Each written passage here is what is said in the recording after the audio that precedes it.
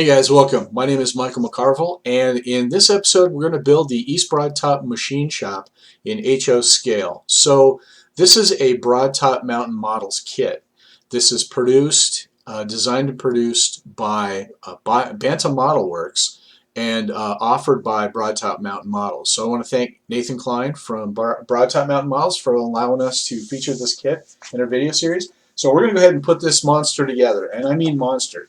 This is the largest thing that we've done, and there is a ton of parts. This is the box that it comes in. If any of you guys have seen some of the Craftsman kit boxes out there, there's nothing like this out there. There's a few other large kits that I've seen.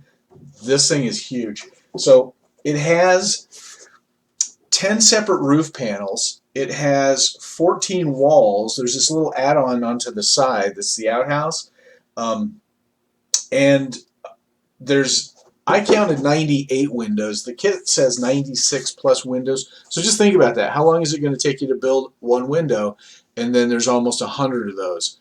14 walls, 10 roof sections. And we're going to actually do more on this kit than is covered in the instructions, because we're going to add some extra stuff just to kind of finesse it a little bit. And I kind of want to include some interior details at some point, so we're going to prepare the interior for that as well. So let's get started. So there's 2 instruction booklets with it.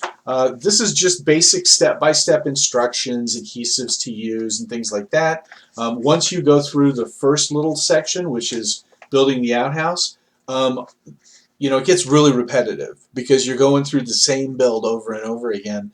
Here's another wall, here's the left wall, here's the end wall, and it's it basically goes like this. There's the skeletal piece in the back, which is all the framing. Then there's a skin that goes over it. Then there's a laser board, it's called, which is basically the battens. Then you trim the bottom of those off.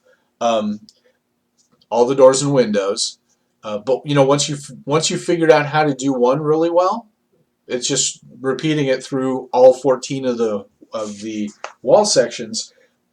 There's also the roof pieces. Now we're going to do some extra stuff with this kit, so let's go through the basic information about it first, and then we'll talk about some of the stuff that I decided I wanted to enhance on this. If you decide you don't want to do it, the things that I did aren't covered in the instructions, and if you just build the kit, it's going to look fantastic. So let's go through it. So the kit's really well organized. It talks about building the kit initially on a solid surface, and like a big piece of MDF or a really rigid foam board or something like that. But you really want it to be on a very, very solid base, because you're going to attach all these walls and roof sections, and if the foundation isn't there, like any structure, it's going to be a mess. So we'll talk about what I'm going to do in a second, but the instructions talk about doing like a 2 foot by 4 foot MDF panel. The other part of that, this is kit 1 of 3, so there may be additional kits. There's a boiler house and a car shop that goes on it. So if you decide to build this and the others, and you really want a prototypical East Broadtop looking yard, then there will be additional kits that will enhance this structure. Like this kit's not big enough. So there's a initial part, the outhouse. We're going to use that kind of a real slow walkthrough of, here you do the walls, and then you put the skins on, and then you paint the windows and put the acetate on the back and glue them in and that type of thing. And then we'll use that, but then after that it gets really kind of repetitive, and I'll just give you like a shot of each of the walls as we go through. But it's doors, windows, battens on the outside, possibly a little bit of trim piece, or if it's got eaves on it or something. But other than that, the 14 walls, after a while you really don't need to look at the instructions. You just got to get the right bag and then look at the right diagrams and just follow along the instructions. So read them in advance. It's a good idea to go ahead. You'll catch things like I did every once in a while, that you catch yourself grabbing the wrong bag, or you think it's one wall but it's not. So, but follow the instructions. They're really well done. The adhesives that they recommend and that I used was Titebond III wood adhesive for a large part of what we put together. 3M Super 77, it's a spray adhesive. It's kind of like a rubbery, sticky, rubbery cement type stuff that sprays well, and you have a little bit of time to work with it. Not a ton, but just enough time to make sure you get everything lined up right. And once you press it in place, then it's going to stay. And then every once in a while, ACC superglue. I use that cement in certain applications depending on what seems to be the right thing to do. And then I use micro Krystal Klear, which is kind of a clear adhesive. If you ever hear canopy cement, if you hear that phrase, that's essentially what it is, but it's made by the same manufacturer that makes the microsol and microset for decals. So I use that a lot. And after doing, you know, 100 windows on this, you're going to get really good at using that. This is a good place to practice. So when Bill Banta built this kit, he used a very red color. He said maybe going with a slightly less red color and not quite a boxcar red. So what I used is I used oxide red, and it's a flat oxide red. Liquitex is the name of the company that made the certain color that I use. Other than that, it was flat white spray paint. So red and flat white. And then the roof, everybody has their own preferences on how to weather roofing materials. This is all corrugated. The entire roof is corrugated, and depending on how you want to do it, I usually prime mine with metal etching primer for metal roofs. And then after that, what I do is I'll do a little bit of additional stains and a little bit of washes, and then I'll use some weathering powders. And I try to match the prototype as much as possible. So just look online, grab some prototype photos if you're after that. If you want to just tailor this to a freelance railroad and just use it on your own, then the sky's the limit, whatever you want to do. There's a lot of opportunities to enhance this kit.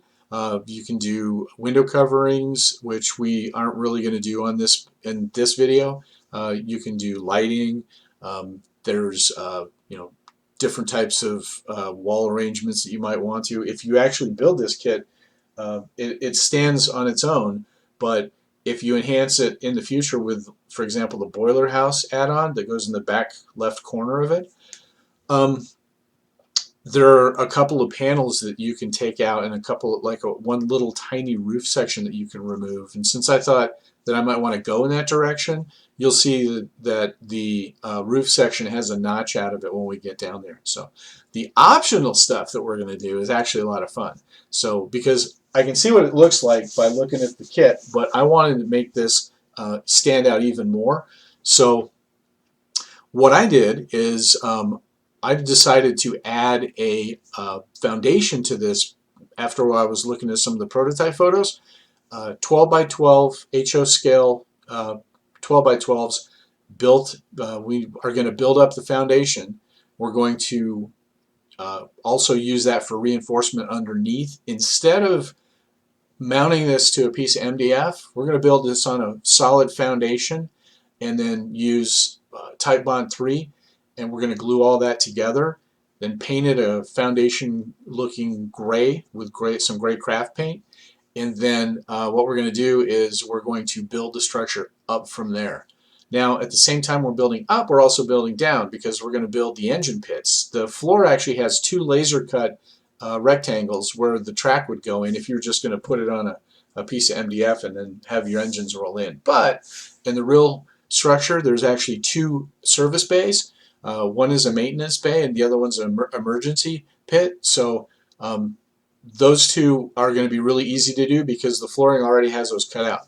So we're going to do that. We're also going to, in addition to putting those concrete areas that we're going to color with a gray, we're going to board by board construction the entire flooring of this structure. And you'll notice that we're not going to lay them all in the same direction. Some of the areas will be going in one way, so there's a little bit of variety. So we're going to do that as well. down the road, if you want to add some window coverings on the prototype structure now, you'll notice it's getting kind of a facelift, but there are a lot of windows that are boarded up. You can add that. If you want to go more of a kind of an earlier time when maybe it was taken care of a little bit more, and the railroad is actually doing a full coal service, coal hauling railroad. What you can do is you can use resume paper to create window shades or something like that. So now one last thing is this whole kit has 5 separate roof sections, and I know it's hard to see, but there's 2 large bays here. There's a side bay that goes into this one, a long back bay which is where the engine tracks are, and then there's a little tiny shed right here. So there's 5 separate roofs. So in the instructions they talk about unifying these 2 roofs right here. But what I'm going to do is, if the walls line up well and I build each of the roof sections, what I want to do is add each of these roof sections and glue them together so that I can actually put some roofing material down these valleys. And I want to eliminate as many of the seams between the roofs as possible. So in the kit they actually suggest gluing 2 of them together. We're going to do 4 of them together, and then that tiny little shed roof off to the side that doesn't really match up very well with the other ones, that's fine. We'll leave that one as a one-off. And if you wanted to, you could even probably attach that one, glue that one on, because it's really tiny. It doesn't cover much space. Probably, I don't know, about a 2.5 by 2 inch rectangle is all it covers. So it's really minor, and you can get into it underneath from the other side. So let's go ahead and get started. There's a bunch of tips that I'm going to leave in notes below if you guys are curious. I'm not going to go through all of the tips on how to stain and that type of thing. If you've not done any of those type of steps, then you can do a little research or refer to my notes below. So let's go ahead and get started. Now what we're going to do is we're going to go through the parts, and there's a lot of parts, so it's going to be a really big overview, unlike a typical kit. And what I'm going to do is I'm going to show you the parts laid out, and it takes up a large folding table. We'll do a kind of a parts overview, and then we're going to go through a detailed build on the outhouse. We'll take it step by step, and then after that I'll just show you like wall number 1 what we're going to do. And it's basically going to be the framing, the outdoor panel, the battens that go on the outside of that, so there's 3 layers, and then the windows, built those up with the upper and lower sash, the outside frame, and ultimately what we're going to do is basically repeat ourselves over and over again 14 times. So rather than do that, I'll just show you, this is wall number 2, this is wall number 3, and we'll add them as we go, and it'll basically go around the building in clockwise as if you were looking down on it from the top. And then we'll do roofing, and then we'll do some of the final details. Now there is one other thing. I'll show you in the parts. There's a laser, a 3D printed plastic accumulator tank, and it goes on the back side of the structure. It's really an amazing tank, but it's really hard to tell what exactly you're supposed to remove and what you're supposed to add. From the photos you can kind of tell what you're supposed to do, but take a look at the photos that I show, and when we get done, and you can see exactly what you're supposed to trim and what you're supposed to leave and stuff. Looks like there's a lot of piping that comes off of it. None of that stuff is really part of the piece, so it's kind of a shame because it looks really cool with all the piping on it, but we're going to take all that off. So anyway, let's go ahead and get started. Let's do a quick overview. We'll go through this build very sequentially, and then when we get done, we'll do a quick once around, and we'll take a look at all the different elevation views and wrap it up.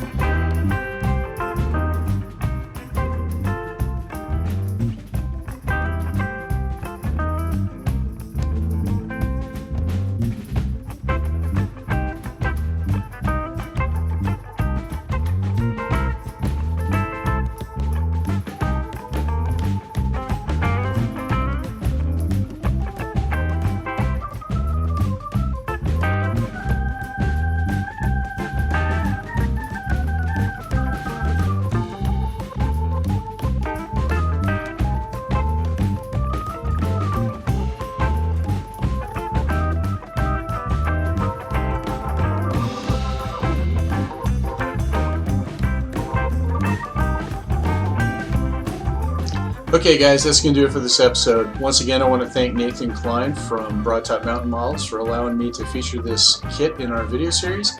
And I'm looking forward to future offerings from Broadtop Mountain Models. So until next time, I will see you guys. Happy modeling and take care. See ya.